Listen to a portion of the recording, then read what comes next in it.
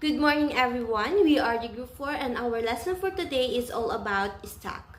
My group mates are Kizzy May Manaloto, Jana May Buhay, J. Mark Salazar, Bernadette Canceran, Sweet Dimple Heart Jose.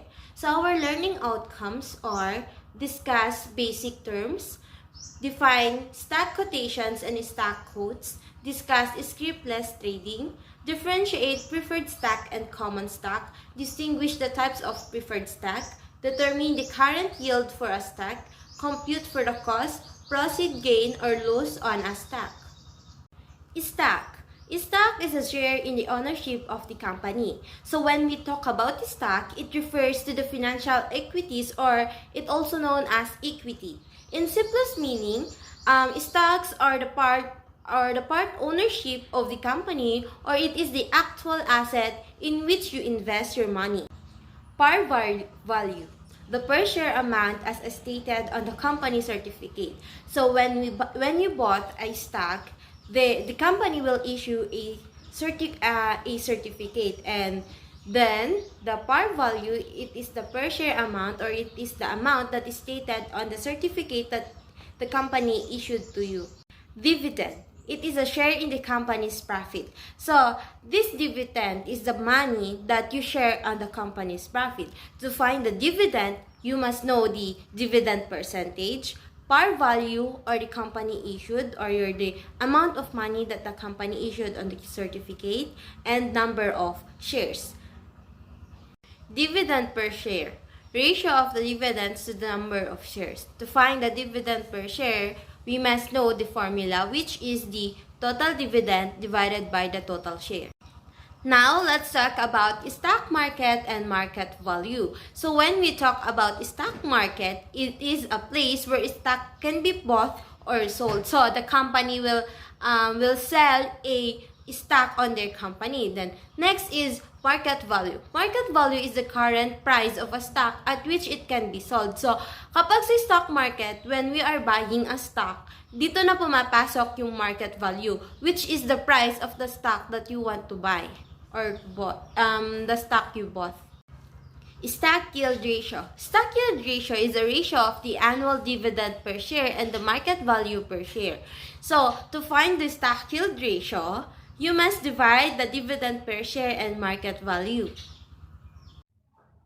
Good day everyone, I am J. Mark B. Salazar and we will be learning the two types of stock. The first one is the common stock. It is the most common type of stock that is issued by the company. It entitles shareholders to share in the company's profit through dividends and capital appreciation. However, the second type of stock is the preferred stock.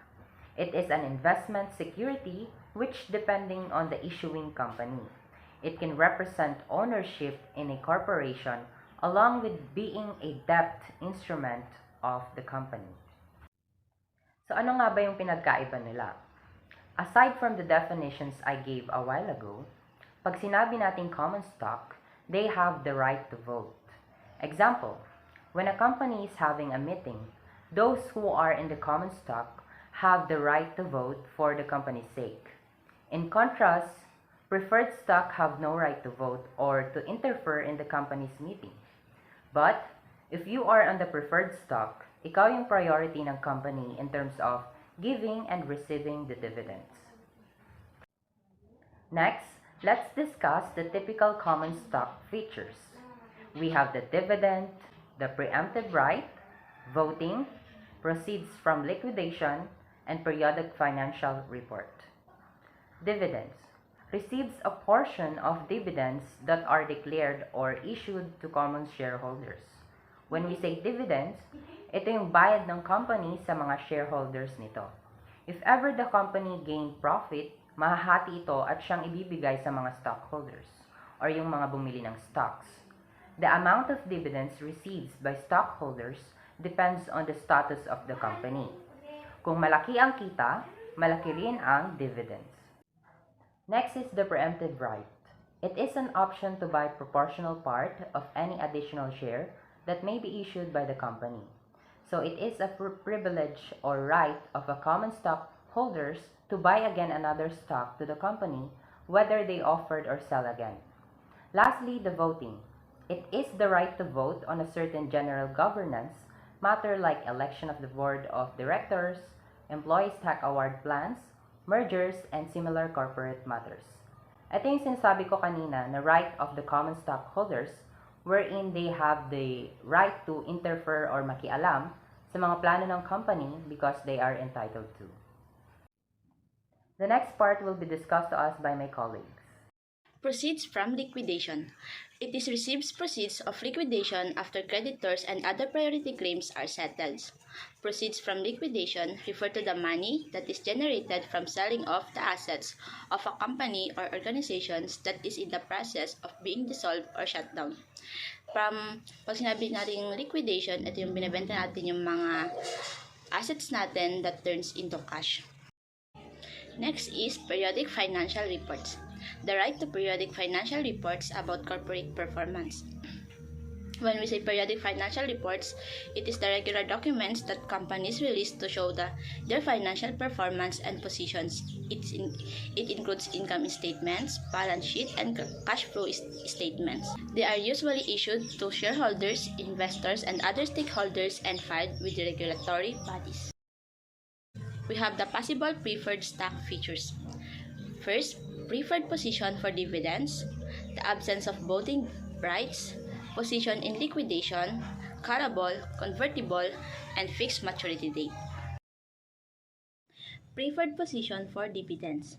Pay the dividends prior to any distribution to common stockholders, and the dividend is more or less expected each period.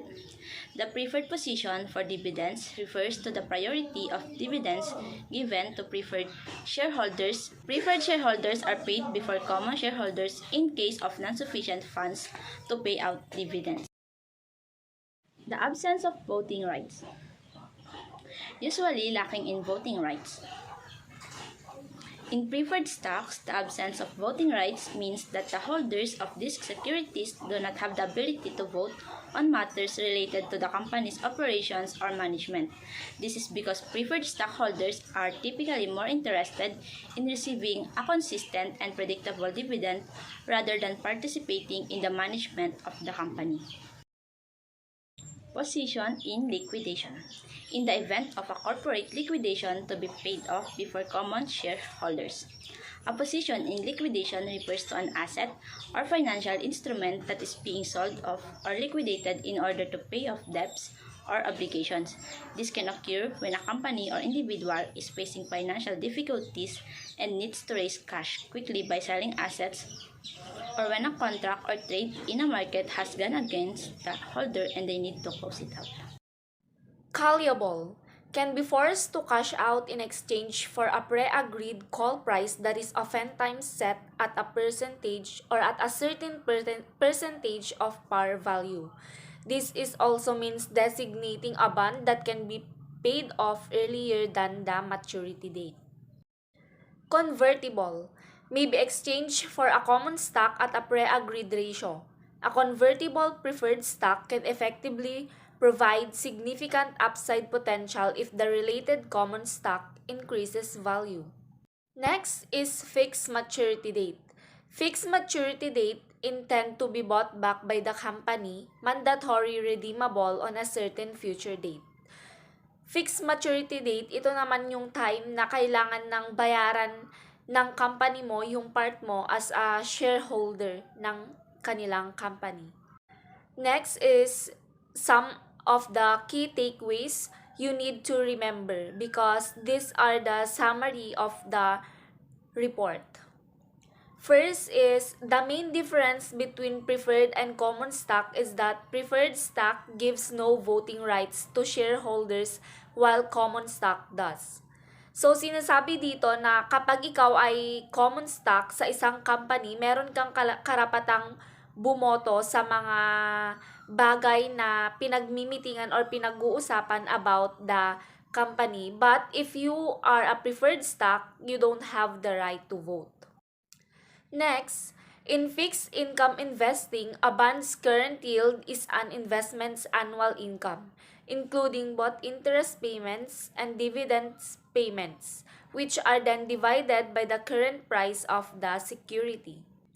Next, because the market price of a bond may change, investors may purchase bonds at either a discount or a premium, where the purchase price of a bond affects the current yield. With equities, the current yield can also be calculated by taking the dividends received for a stock and dividing that amount by the stock's current market price. So for the third key takeaways, with equities, the current yield can also be calculated by taking the dividends received for a stock and dividing that amount by stock current market price. So as you can see on my right side, this is the formula on getting the current yield. So the current yield for a stock is determined by dividing the annual dividend per share by the current price of the stock. So price-earnings ratio of a stock. The price-earnings ratio is the measure of the share price relative to the annual net income earned by the firm per share. P/E ratio shows current investor demand for a company share. So the P/E ratio is the ratio for valuing a company that measures its current share price relative to its per share earnings. So P/E ratio is one of the most popular valuation metric of stock. It provides indication whether kung mahal or mura yung isang stock at its current price. Ang price to earning ratio ay ang pera ng investor na ininvest sa isang company. Ang investor ay makaka-earn or makikita siya sa ini-invest niya. In other words, hindi mo lang basta ipinahiram ang pera mo kundi kikita ka din. This is why the P is sometimes referred to the price multiple because it shows how much investors are willing to pay dollar of earnings. So P/E ratio is found by dividing the current price per share by the earnings per share. So to determine the P/E or the price earning ratio, one must simply divide the current price per share by the earning per share. Example number 1. Calculate the current yield for Prettier Than Pink Corporation stock, which pays a dividend of 1.70 per year and is currently selling at 34.50 per share. So let's identify first what are the given. The given are the annual dividend per share, annual dividend per share, which is the 1.70 pesos, and the current price per stock,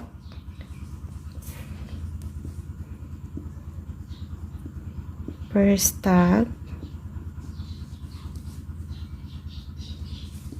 is the 34.50 pesos. So to find the current yield,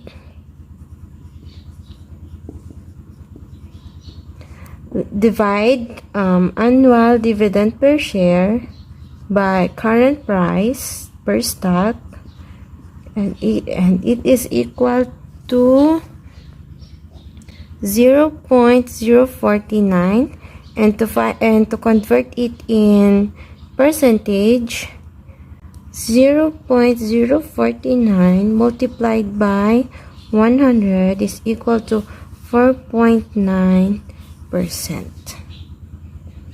This is the current yield. Let's proceed to example number 2. A certain financial institution declared a 30 million pesos dividend for the common stocks. If there are a total of 700,000 shares of a common stock, how much is the dividend per share? So first, let us identify what is asked. It is how much is the dividend per share. After identifying what is asked, which is how much is the dividend per share, let's jot down what are the given. The first one is the total dividend,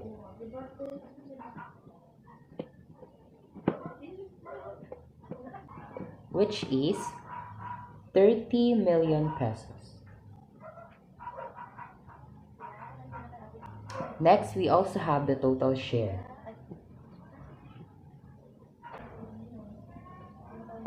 which is 700,000 pesos.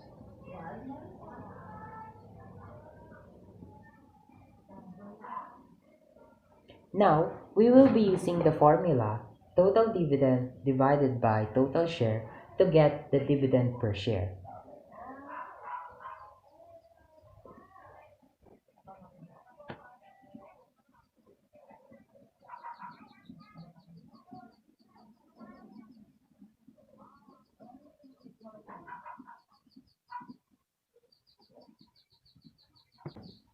Okay, so let's just substitute 30 million pesos divided by 700,000 pesos, that is equal to 42.86 pesos.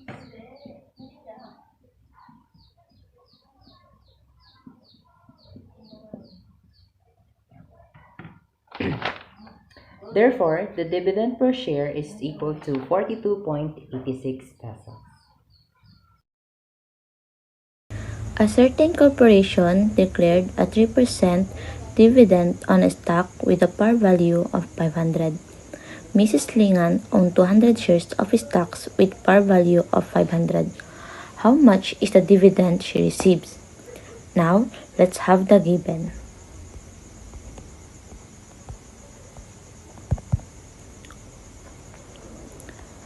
The dividend percentage is 3%.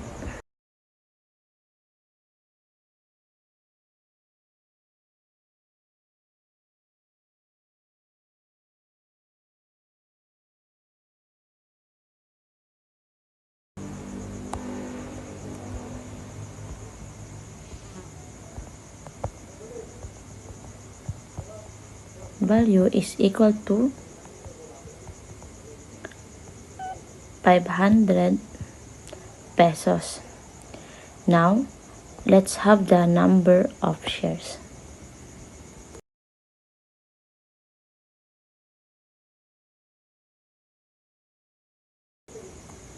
The number of shares is equal to 200. And now let's find the dividend. To get the dividend is equal to dividend percentage times par value times the number of shares. The dividend is equal to the dividend percentage. Our dividend percentage is 3% or 0.03 times the par value, which is 500, and the number of shares, which is 200. And the total of the dividend is 3,000. The dividend that she received is 3,000. Now, let's solve this example.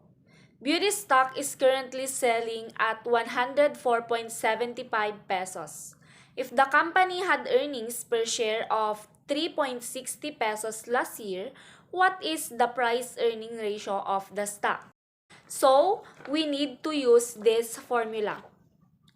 Price-earning ratio equals current price over earnings per share.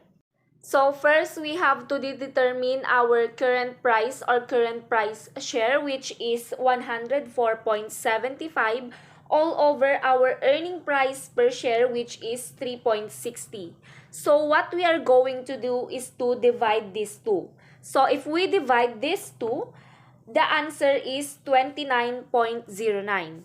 So it means that the ratio shows that the investors are currently willing to pay 29 times earnings for one share of beauty stock. So let's take an example of getting the PE ratio. If the company had earnings per share of 6.70 pesos in the past 12 months and Erica Industries is currently selling for 37.375 pesos per share, what is the PE ratio for Erica?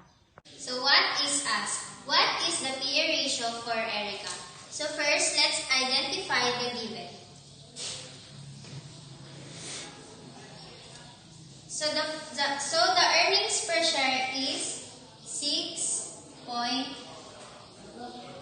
pesos. And the CPPS or the current price per share is, so ang gagamitin natin formula is PE ratio is equal to current price per share divided by earnings per share. Let's substitute. So the given of EPS, the CPPS is 37.375 pesos divided by the EPS is 6.7. So the answer is 37.375 divided by 6.70 is equal to 5.58. So the final answer is 5.58. The PE ratio for Erica is equal to 5.58.